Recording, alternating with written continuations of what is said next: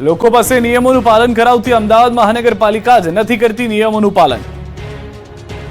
રાજકોટમાં આગ કાંડ બાદ મોડે તંત્ર જાગ્યું તો છે। રાજ્યભરના ગેમ ઝોન અને કચેરીઓમાં ફાયર સેફટીના સાધનો છે કે નહીં તેની તપાસનો ધમધમાટ ચાલે છે, પરંતુ અમદાવાદમાં દીવા તળે અંધારું જોવા મળ્યું। મહાનગરપાલિકા ગામને ફાયર સેફટીના નિયમોનું પાલન કરવા કહે છે, તે જ મહાનગરપાલિકાની ઓફિસમાં ફાયર સેફટીના સાધનો ધૂળ ખાઈ રહ્યા છે।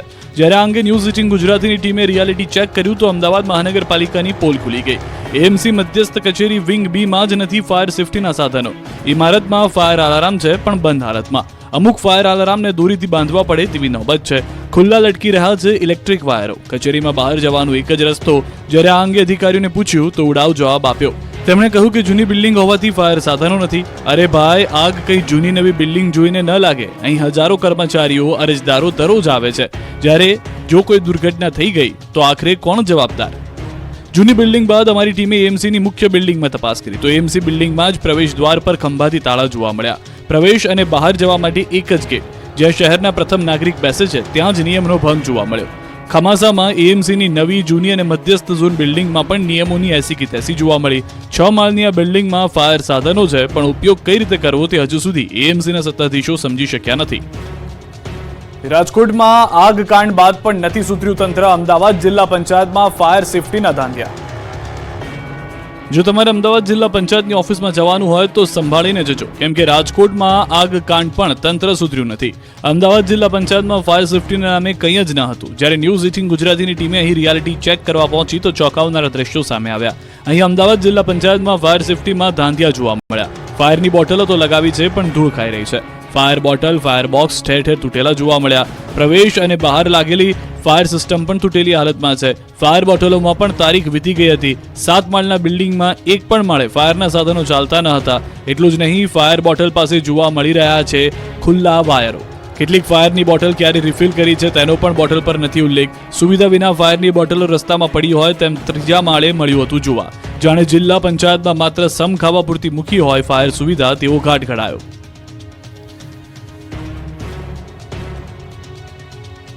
સુરતની સરકારી શાળાઓ ચાલી રહી છે રામ ભરોસે। રાજકોટ જેવો કાંડ થવાની ભીતિ।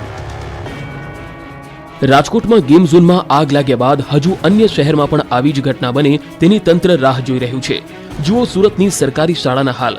સુરતમાં સરકારી શાળાઓના જીવ રામ ભરોસે ચાલી રહ્યા છે। સુરતની સરકારી શાળામાં ફાયર સેફટીના કોઈ સાધન ન હોવાનો ખુલાસો થયો। એટલું જ નહીં, ફાયર સેફટીની એનઓસી પણ ન હોવાનું ખુલ્યું છે। સુરત મ્યુનિસિપલની શિક્ષણ સમિતિ અનેક શાળાઓમાં ફાયર સેફટી ન હોવાનો સ્વીકાર કર્યો છે। શાળાઓમાં જાણે કોઈ આગની ઘટના બને તે બાદ જ એનઓસી લેવાનું નક્કી કર્યું હોય તેવું લાગે છે। સુરત શિક્ષણ સમિતિના પ્રાથમિક શિક્ષણ મંડળે પત્ર લખી કમિશનરને રજૂઆત કરી છે। પત્રમાં ઉલ્લેખ કરાયો છે કે શહેરની અનેક સરકારી શાળાઓ સુવિધા અને સવલતથી વંચિત છે। શિક્ષણ સમિતિ પ્રાથમિક સંઘ દ્વારા કામગીરી કરવા માટે માંગ કરી છે। વિદ્યાર્થીઓની સુરક્ષા માટે યુદ્ધના ધોરણે કામગીરી કરવા તંત્રને રજૂઆત કરી છે। અમદાવાદ જ નહીં, મોટાભાગના શહેરની સરકારી ઓફિસોમાં નથી ફાયર સેફટી। તપાસમાં થયો મોટો ધડાકો। રાજકોટ અગ્નિકાંડ બાદ પણ ધોરાજીનું નગરપાલિકા તંત્ર નિંદ્રાધીન જોવા મળ્યું। રાજકોટના ધોરાજી નગરપાલિકામાં જ ફાયર સેફટીના સાધનો નથી। નગરપાલિકાનું નવું બિલ્ડિંગ બન્યાને 5 વર્ષ પણ પૂર્ણ થઈ ગયા છે, તેમ છતાં નવા બિલ્ડિંગમાં ફાયર સેફટીના સાધનો વિહોણી છે। આ સિવાય બિલ્ડિંગમાં એન્ટ્રી અને એક્ઝિટ માટે એક જ સીડી છે। જો આગ લાગે તો કચેરીના કામ અર્થે આવતા અરજદારો અને કર્મચારીઓના જીવનું જોખમ થવાની ભારોભાર શક્યતાઓ રહેલી છે। એક તરફ સરકાર ફાયર સેફટીના હોવાને કારણે કડક કાર્યવાહી હાથ ધરવાની સૂચના આપી રહી છે, ત્યારે બીજી તરફ નગરપાલિકામાં જ ફાયર સેફટીના સાધનો નથી। ત્યારે સવાલ એ છે કે શું બીજો અગ્નિકાંડ થાય તેની રાહ જોઈ રહ્યા છો તમે? વડોદરાની હોસ્પિટલ પણ મોતની માફક ધમધમી રહી છે। એસએસજી હોસ્પિટલમાં સેફટીનો અભાવ। વડોદરામાં સયાજી હોસ્પિટલના સત્તાધીશોની ફાયર સેફટીને લઈને ગંભીર બેદરકારી સામે આવી છે। સયાજી હોસ્પિટલના ફાયર ઓફિસર જે બિલ્ડિંગમાં બેસે છે ત્યાં જ ફાયર સેફટી નથી। હોસ્પિટલના સુપ્રિન્ટેન્ડન્ટ રંજન અય્યર, આરએમઓ દેવશી હેલૈયાની ઓફિસ બહાર લાગેલા ફાયર સેફટીના સાધનો એક્સપાયરી ડેટના જોવા મળ્યા। જ્યારે માર્ચ મહિનામાં જ બોટલ અને ફાયર બોલ એક્સપાયર થઈ ગયા હતા, તેને હજુ સુધી રિફિલ નથી કરાયા। આ ગંભીર બેદરકારીના પગલે સયાજી હોસ્પિટલ સત્તાધીશો પર અનેક સવાલો ઉઠી રહ્યા છે। જ્યારે ન્યૂઝ 18 આ બાબતે સવાલ પૂછ્યા ત્યારે મોટાભાગના કામગીરી પૂર્ણ થઈ ગઈ છે, પણ હજી અમુક ક્ષતિના લીધે ફાયર એનઓસી નથી આપી રહ્યું હોય તેવું જણાવવામાં આવ્યું। એનઓસી અને ફાયર સેફટીની કામગીરી ટૂંક સમયમાં પૂર્ણ કરવામાં આવશે તેવો દાવો કરાયો। જામનગર જૂનાગઢની સરકારી કચેરીઓમાં ફાયર સેફટીના અભાવનો પર્દાફાશ। જામનગરના સેવા સદનમાં ફાયર સેફટીની ગંભીર બેદરકારી સામે આવી. ફાયર સેફટીના સાધનો ધૂળ ખાતા નજરે પડ્યા. સેવા સદન 4માં 10થી વધુ સરકારી કચેરીઓ આવેલી છે, જેમાં નગરની વહીવટી વિભાગની કચેરીમાં એક્સપાયરી ડેટવાળા ફાયર સેફટીના સિલિન્ડર જોવા મળ્યા, જેમાં પરમેનન્ટ ફાયર સેફટીના સાધનો પણ ઉપયોગમાં ન લઈ શકાય તેવી હાલત જોવા મળી છે. ભંગારની વચ્ચે ફાયર સેફટીના સાધનો કાટ લાગેલી હાલતમાં ધૂળ ખાતા જોવા મળ્યા. જૂનાગઢની સરકારી કચેરીઓમાં જ ખાટલે મોટી ખોટ જોવા મળતી અહીંની પરિસ્થિતિ જોવા મળી છે. અનેક સરકારી કચેરીઓમાં ફાયરની બોટલો માત્ર શોભાના ગાંઠિયા સમાન જેવી જોવા મળી હતી, તો અમુક કચેરીમાં ફાયરની બોટલો એક્સપાયર થયેલી નજરે પડી, તો અમુક વિભાગમાં રિફિલિંગ કરેલી બોટલો જોવા મળી હતી. કચ્છના લખપતમાં પીવાના પાણીને લઈને થઈ લૂંટફાટ, જુઓ ખતરનાક દ્રશ્યો. એક બેડા પાણી માટે લૂંટફાટ થતી હોય એવા દ્રશ્યો છે કચ્છના લખપતના ગામડા. નળ ત્યાં જળના મોટા મોટા દાવાઓ આ દ્રશ્યો પોકળ સાબિત કરે છે, કેમ કે સૂર્યદેવ 16 કળાએ અને વર્ષા વરસાવી રહ્યા છે. માનવજાત, પશુધન, વન્યજીવો તથા પશુ પક્ષીઓ સૂર્યદાદાના પ્રકોપનો માર ઝીલી રહ્યા છે. આવા આકરા ઉનાળામાં 1.5 લાખથી પણ વધારેની સંખ્યા ધરાવતા લખપત તાલુકાના લોકો એક બેડું પાણી માટે તડફડી રહ્યા છે. ખાણોટ, સામરા, ચકરાઈ, છિલ્લાવાન, ભેખડા સહિતના ગામોમાં લોકોને પીવાનું પાણી પૂરતું મળતું નથી. 42 ડિગ્રી ગરમીમાં અહીંની મહિલાઓ 2 કિલોમીટર ચાલી તળાવના તળિયે પડેલું પાણી ભરી પરિવારની પ્યાસ બુઝાવે છે તેવી હાલત છે. અહીં નળમાં તો પાણી આવતું નથી, ટેન્કરથી પાણી આપવામાં આવે છે. જ્યારે ટેન્કર પાણી આપવા આવે ત્યારે મહિલાઓથી લઈને બાળકો બધા ટેન્કરને ઘેરી પડે છે, અને જાણે ટેન્કર પાસે કીડિયારું ઉભરાયું હોય તેવા દ્રશ્યો સર્જાય છે. લોકો ટેન્કર પર ચડી પાણીની લૂંટફાટ મચાવે છે. જ્યારે ભેખડા ગામમાં એક નાગરિકનું અવસાન થતાં દફન વિધિ માટે પાણીની જરૂર ઊભી થઈ હતી, ત્યારે પાંદરુ વીજ મથકના અધિકારીઓને જાણ કરતા તેઓએ ટેન્કરના બદલે અગ્નિશમન દળનું વાહન મોકલ્યું હતું. ગામના લોકોએ ફાયર બ્રિગેડના વાહનમાંથી પાણી ભર્યું હતું. અહીંના લોકો ટેન્કરના પાણીના સહારે છે.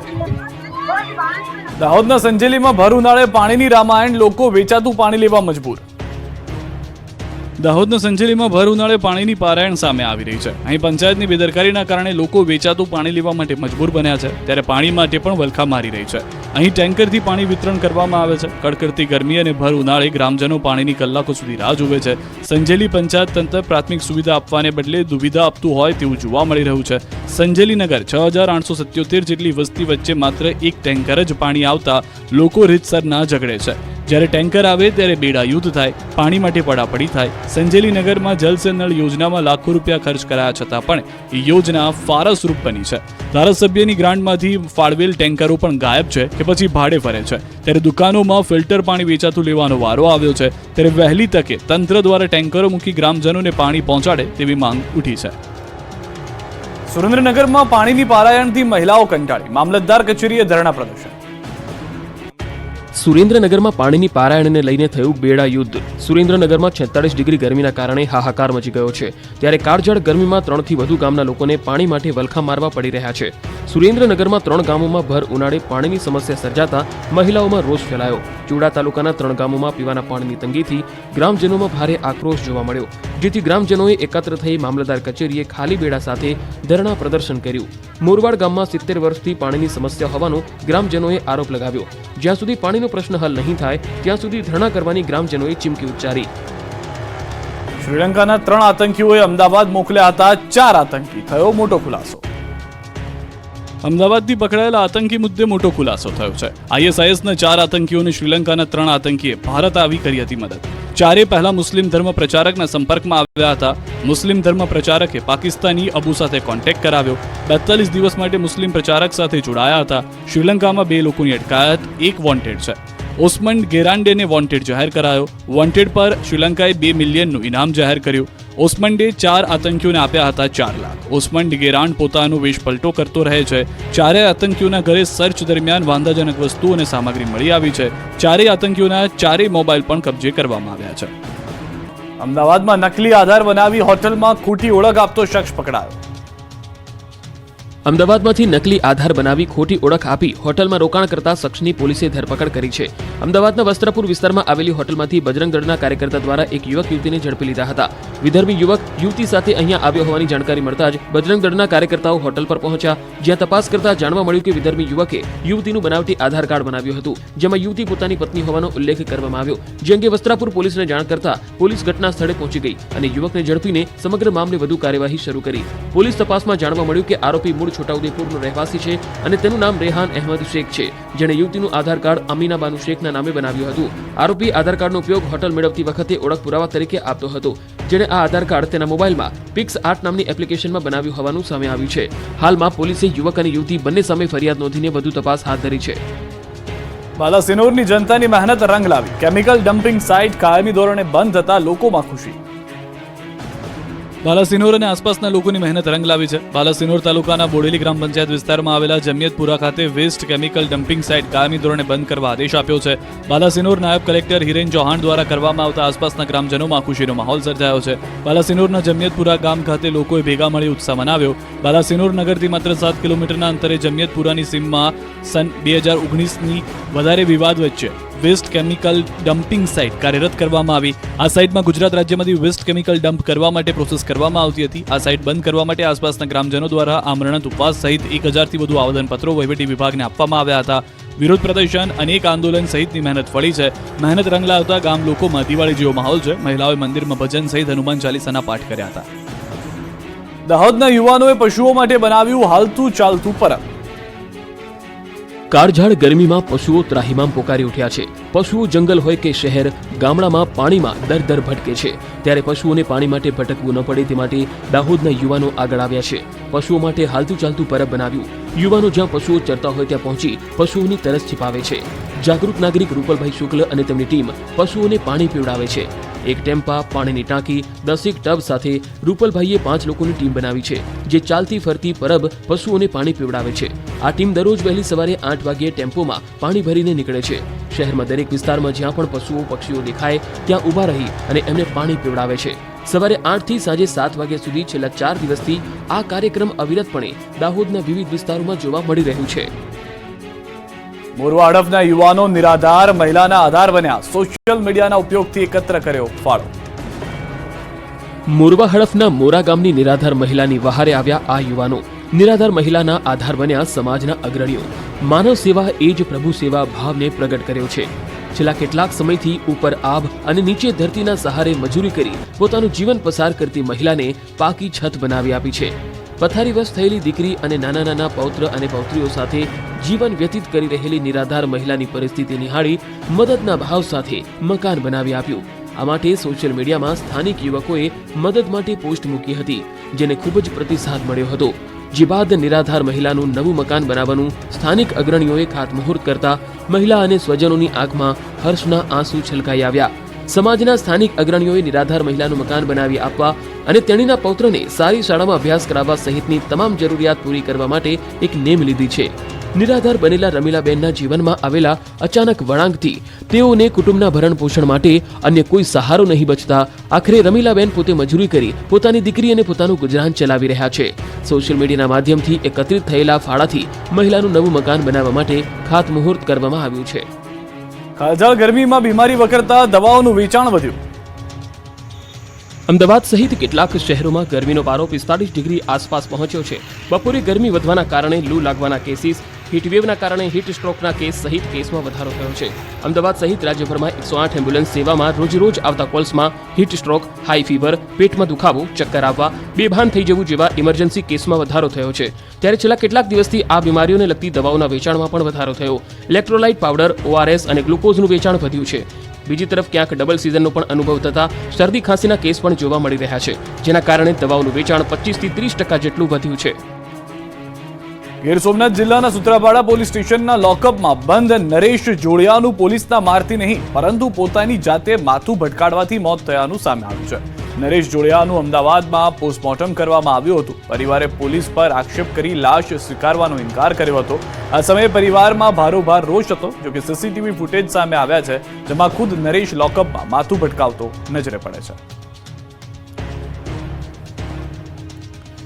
જમવાનું ઓનલાઈન ઓર્ડર કરતા પહેલા સાવધાન. સુરતમાં વેજ ફૂડ મંગાવ્યું અને નીકળ્યું નોનવેજ ફૂડ. બહેરોઝ ધ રોયલમાંથી મંગાવ્યું હતું વેજ ફૂડ. વેજ પનીરની સબ્જી મંગાવતા નીકળ્યું ચિકન. વેજ ફૂડમાં નોનવેજ ભેળવતા સીસીટીવી પણ સામે આવ્યા છે. લોકોએ રેસ્ટોરન્ટ બહાર બોયકોટના લગાવ્યા પોસ્ટર. સાથે જ કલેક્ટરને પત્ર લખી યોગ્ય કાર્યવાહી સાથે રેસ્ટોરન્ટ બંધ કરવાની માંગ કરી. ધર્મ ભ્રષ્ટ કરવા માટે જાણી જોઈને વેજમાં નોનવેજ ભેળવ્યાનો આરોપ પણ લગાવવામાં આવ્યો છે. રાજ્યમાં કાળઝાળ ગરમીથી ત્રાહિમામ. ગરમીમાં હીટસ્ટ્રોકના દર્દીઓમાં વધારો. હીટસ્ટ્રોકના 3 દર્દી સોલા સિવિલમાં એડમિટ. સોલા સિવિલમાં ઓપીડીમાં પણ વધારો. એક સપ્તાહમાં 10,221 ઓપીડી, 1,127 લોકોને દાખલ કરાયા. ડેન્ગ્યુ, મેલેરિયા, ચિકનગુનિયાના કેસમાં વધારો.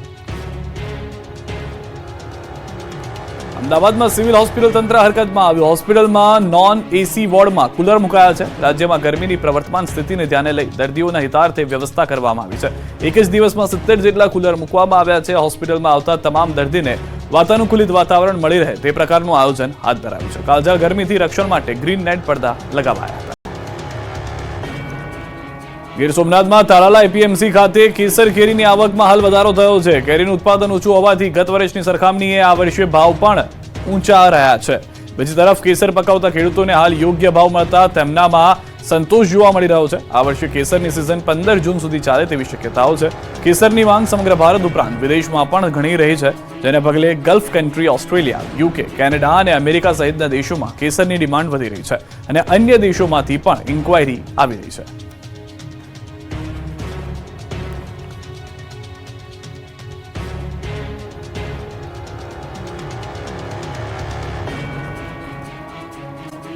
ગુજરાત